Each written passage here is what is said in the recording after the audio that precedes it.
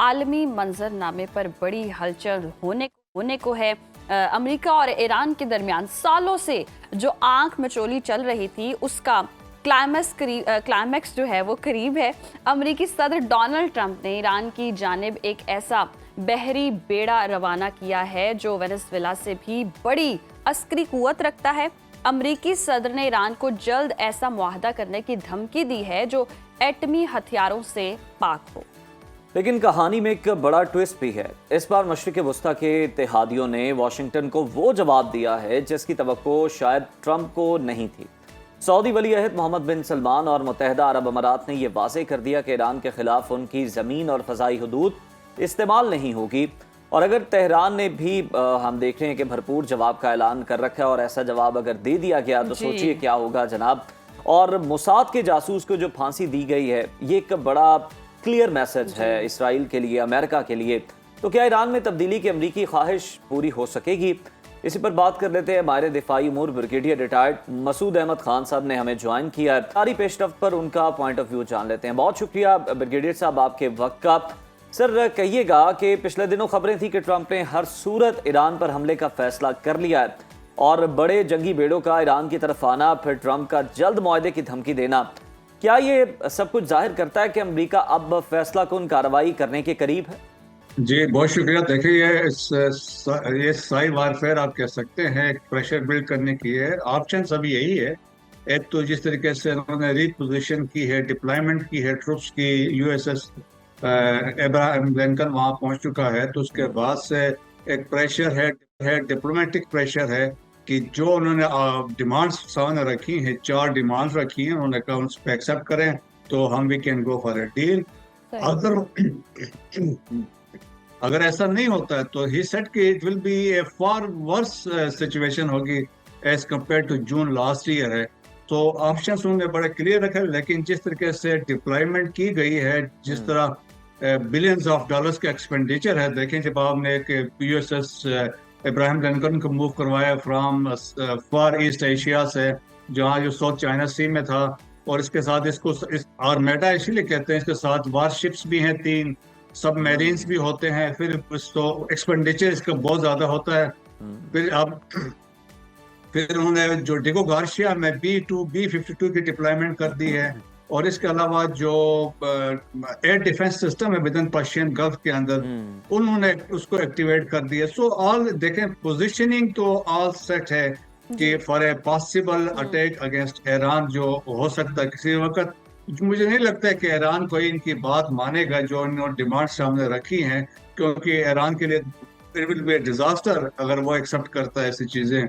Still उन्होंने यही कहा, उनके अब्बास अरागची ने यही कहा है कि हम बातचीत के लिए स्टिल अभी भी तैयार हैं, लेकिन स्टेट अवे सब कुछ आप क्लोज कर दें, और उसके बाद बैलिस्टिक मिसाइल भी बंद कर दें, एनरिचमेंट ऑफ यूरेनियम भी बंद कर दें उसको। फिर उन्होंने कहा आप जो यू आर सपोर्टिंग प्रॉक्सीज, तो वो भी बंद कर दें। तो इस डेवलपमेंट के अंदर जो सेंटकॉम के कमांडर है डेविड कूपर जो हैं, ब्रैड कूपर, वो ऑलरेडी ही is in the region, Middle East में पहुंचे हुए हैं, सीरिया में गए हैं, वो इराक गए हैं, इजराइल जाके विजिट करके आए हैं। तो ही इज द मैन जिसने बेसिकली कमांड करना है पूरे अगर एक्टिविटी यहाँ पे जो कुछ होता है ऑपरेशन, तो वो यहाँ पे पहुंच चुके हैं। एट द सेम टाइम उन्होंने वार्निंग भी दी है इराक को, क्योंकि एक बड़े स्ट्रांग मलेशिया है इराक के अंदर, उसको कहते हैं कातिब हिजबुल्लाह, और जिसके हजारों लोग हैं, जिन्होंने कहा है अगर हमें ऑर्डर्स मिलते हैं, ऑर्डर्स का मतलब है अगर आयतुल्लाह खामनाई से कोई ऑर्डर्स मिलते हैं, तो हम जो मिशन है, एक फिदाई मिशन है, उस पर निकलने को तैयार हैं। सेम होतीस की तरफ से भी एक वहां से भी एक इस तरह की इतलात हैं। सो खित्ते में बहुत हालात बहुत खराब हैं। It will have serious implications, क्योंकि अगर जब ट्रम्प ने ये कहा कि इस वक्त जो इस दफा जो हमला होगा इसके consequences will be far more worse than June में जो हुआ, तो इसका मतलब ये है may be likely simultaneous attack so at different positions. हो सकता है वो न्यूक्लियर साइट्स पे भी जाएं, बैलिस्टिक मिसाइल के साइट पे भी जाएं, इकोनॉमिक जो इंफ्रास्ट्रक्चर है, रिफाइनरीज हैं, उस पर भी जाएं, सारे इम्कानात मौजूद हैं। अमेरिकी बेड़ा जदीद मिसाइल डिफेंस सिस्टम से लैस है। क्या ईरान की इतनी दिफाई ताकत है कि वो अमेरिकी हमले का मुकाबला कर सके? देखिए, ईरान के पास तो एज सच उनकी एयर डिफेंस कैपेबिलिटी इतनी नहीं है। उनकी जो मिसाइल कैपेबिलिटी तो बहुत जबरदस्त है, चाहे वो बैलिस्टिक मिसाइल हैं, चाहे क्रूज मिसाइल हैं। अब जो लेटेस्ट उन्होंने बात की है कि हाइपरसोनिक मिसाइल्स की बात हो रही है, जी। और जो मीडिया में खबरें आई हैं, एक उन्होंने ऐसा उसका टेस्ट किया है जिसका रेंज 10,000 किलोमीटर है। सो हाइपरसोनिक में फायदा ये होता है कि ये एक तो स्पीड भी होती है, मैक 5 तक होते हैं, फिर ऊपर से ये कि मैन्यूवरेबिलिटी है, क्योंकि यहाँ पे अगर जाता है इसराइल के अगेंस्ट तो ये डिटेक्ट करना, इंटरसेप्ट करना बेसिकली वो बहुत मुश्किल होता है, क्योंकि मैन्यूवरेबिलिटी इसमें है एज कम्पेयर टू बैलिस्टिक या क्रूज मिसाइल्स में। जहाँ पे एयर डिफेंस सिस्टम है, तो एक अभी भी खबर जो मीडिया पे आई थी कि दे हैव इंट्रोड्यूस एक लेजर वेपन सिस्टम है जिसको वो सिराज कहते हैं, और ये उन्होंने कहा कि हम इसको यूज करेंगे, लेकिन बताया यही आता है ये चाइनीज की तरफ से दिया गया है। सो एयर डिफेंस सिस्टम इतना स्ट्रांग नहीं है, पर स्टिल वो मैनेज कर सकते हैं, लेकिन अमेरिकन माइंड के against it may not be sufficient नहीं होगा जितना वो कर सकें। लेकिन सिंस देखें एक मिसाइल कैपेबिलिटी है, सेकंड इज द ड्रोन की जो इनके पास है, और इवन ये तो रशिया को भी ड्रोन देते हैं ईरान। सो वो इसमें पॉसिबिलिटी है, अगर देखें अगर 300-400 ड्रोन साइमल्टेनियसली अगर ये लॉन्च करते हैं अगेंस्ट यूएसएस इब्राहिम लिंकन, तो वो उससे नुकसान हो सकते हैं। सिमिलर कैसे है इसराइल के लिए भी हो सकता है। लेकिन मेरे ख्याल में जो वार गेमिंग अमेरिका ने भी की होगी, तमाम ऑप्शंस को उन्होंने स्टडी की होगी, वो भी फुल फ्लेज तैयारी के साथ आए हैं। सो इंटेंशंस वेरी क्लियर हैं कि या ये आप हमारी डिमांड्स को मानेंगे या फिर ये आप फेस करें कॉन्सिक्वेंसेस।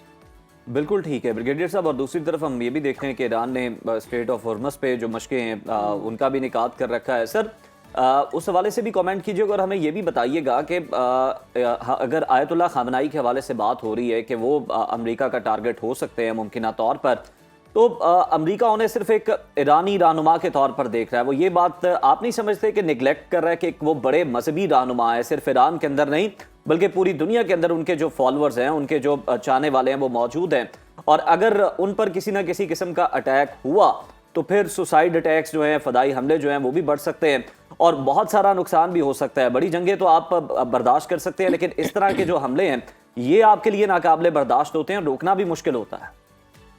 जी हाँ, बिल्कुल सही कहते हैं। देखें कि आयतुल्लाह खामनाई की बहुत फॉलोइंग है, और जिस तरीके से अभी आप देखें कि ईरान के अंदर जब ये प्रोटेस्ट हुए, इसके बाद जो pro government pro Ayatollah protest हमने देखें तो वो बहुत जबरदस्त है। सो वो ये कहते हैं जितना आप प्रेशर बिल्ड करेंगे तो Iranian they will rally around their flag, अपने झंडे के नीचे या आयतुल्लाह के इर्द गिर्द जमा हो जाएंगे। सो वो है, लेकिन अमेरिकन असेसमेंट ये है कि ये वो वक्त है, वो उनके बकौल कि जिस तरीके से कि this is the weakest point है ऑफ द टाइम, जब ईरान बहुत कमजोर है और पॉसिबल हम इस पर स्ट्राइक कर सकते हैं। This is what Rubio said before the US senate committee. कल उन्होंने स्टेटमेंट दी है कि ईरान वीक है, लेकिन हमने पास में ये भी देखा जब आपने टारगेटेड असैसिनेशन किए हैं तो they replace their leadership within 24 hours. अगर आयतुल्लाह को कुछ होता भी है तो तैयारियां उनके ऑलरेडी सब कुछ होगा, तो देखें चेंज विद इन हो सकती है। आप इम्पोज जाके ईरान के अंदर कोई चेंज नहीं कर सकते। और फिर आपकी ये बात सही है कि देखें कि सिंस ही इज रिप्रेजेंटिंग बहुत सारे, न सिर्फ ईरान में, अक्रॉस द ग्लोब जितने भी फॉलोअर्स बहुत सारे, दैट्स वाई मैं बता रहा था कतीब हिजबुल्लाह जो इराक के अंदर है, उन्होंने यही कहा अगर हमें आर्डर्स मिलते हैं तो हम इस पे मिशंस पे निकलेंगे।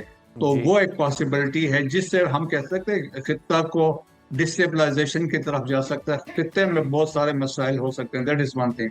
Straight of Hormuz, Persian gulf की बात की, देखें दुनिया का 20% ऑयल पासिस थ्रू, क्योंकि देखें पर्शियन गल्फ का रास्ते क्या है, बहरीन भी इधर है, कुवैत भी इधर है, यूएई भी इधर है, इराक भी इधर है, ईरान भी इधर है, यहाँ से ऑयल है। तो दुनिया के 1/6 ऑफ ऑयल, 1/3 ऑफ LNG ये यहीं से गुजरते हैं। तो देखें 17.2 बिलियन बैरल्स डेली के हिसाब से। सो मोस्ट इम्पोर्टेंट कंट्रीज जो इससे मुस्तफीद होते हैं वो चाइना है, फॉर ईस्ट एशिया है, साउथ कोरिया है, जापान जो है, और दूसरे कंट्रीज हैं। तो पैसे पास में भी एक दफा यहाँ पे ईरान ने इसको डिस्टर्ब किया था, जिससे बहुत इम्प्लीकेशंस हुए थे, तो उससे ये है कि तेल की कीमतें चढ़ सकती हैं। सो इससे ग्लोबल इकोनॉमिक क्राइसिस इसमें क्रिएट हो सकते इकोनॉमिक हैं। क्राइसिस भी सो क्रिएट हो सकते हैं। यहाँ मसूद पे साहब, भी अगर हम देखें सऊदी अरब और मुत्तहिदा अरब अमारात का अमेरिका को अपनी सरजमीन इस्तेमाल करने से रोकना, खित्ते में नई ब्लॉक फॉर्मेशन का इशारा है, या ईरान पर हमले से खुद को लाताल्लुक रखने की हिकमत अमली, तो इस सारी सूरत हाल में पाकिस्तान कहाँ खड़ा है? देखिए, पाकिस्तान तो बड़ा क्लियर कट है। पाकिस्तान का एक बड़ा न्यूट्रल स्टैंड है। एक हमने स्ट्रेटेजिक बैलेंसिंग की है और हम नहीं चाहते हैं। यकीनन पाकिस्तान का पहले भी किरदार रहा था। 12 जून की लड़ाई में भी पाकिस्तान एक किरदार अदा किया था। That's why President Trump sir Pakistan Iran को बेहतर तरीके से समझता है। So we played a constructive role. अभी भी हम चाहेंगे कि हम अपना स्ट्रेटेजिक बैलेंस भी रखें। हम कभी नहीं चाहेंगे ईरान में कोई ऐसे डिस्टेबलाइजेशन हो जिसकी यकीनन इम्प्लीकेशन, जिससे मैंने कहा, खित्ते पे पड़ेंगे तो पाकिस्तान में भी इसके इम्प्लीकेशन होंगे।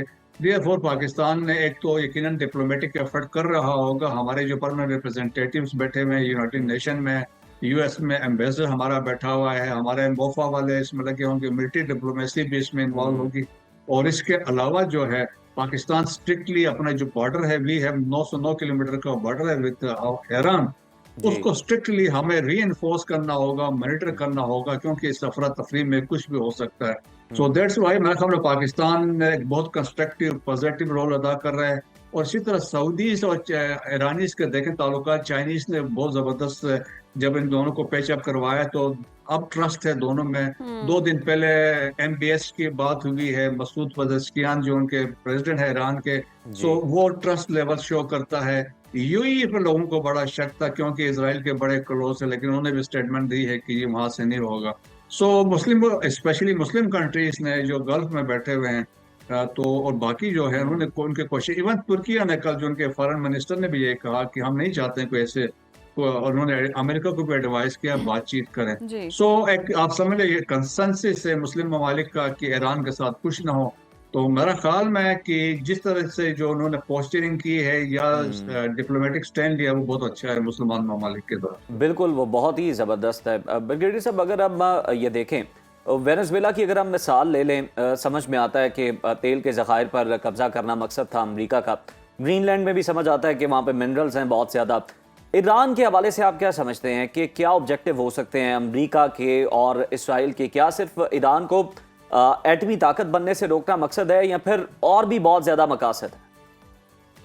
देखिए, बिल्कुल, एक तो एटमी ताकत है क्योंकि इसराइल समझता है कि दुनिया में बाकी अरब ममालिक से तो देखें कुछ इब्राहिम अकॉर्ड की वजह से उनके साथ अंडरस्टैंडिंग हो गई है। फ्यूचर में लाइकली हालात बेहतर हो सकता है मजीद इसमें ज्वाइन कर सकें। लेकिन वो थ्रेट वो समझते हैं, 2 ममालिक ऐसे जिनसे उनको थ्रेट वो इसराइल है। एक one is Pakistan, the other is Iran.